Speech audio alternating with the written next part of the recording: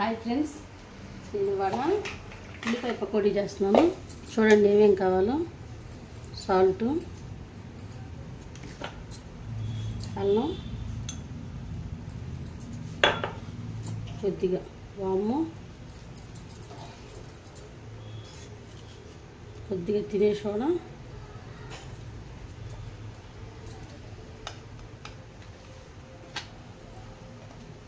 కొద్దిగా కారం, శనగపిండి,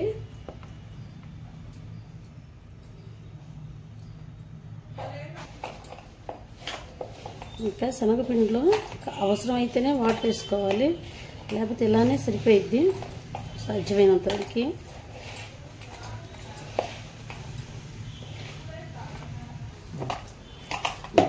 ఇలా కలుపుతున్నాం ఫ్రెండ్స్. దీన్ని కొద్ది తీసుకుని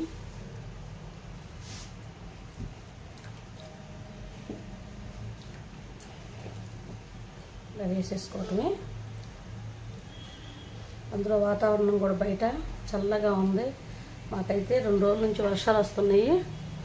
ఈ వర్షాల్లో పకోడీ కానీ మిరపకాయ బజ్జీలు చేసుకుని తింటే ఆ టేస్ట్ వేరుగా ఉంటుంది. ఈ వాతావరణానికి ఇంకా తినాలనిపిస్తుంది.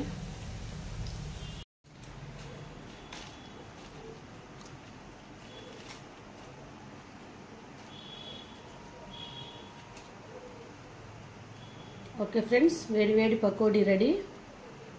మీరు కూడా ఇలా నేను చూపించినట్టు ట్రై చేయండి. Okay, bye friends.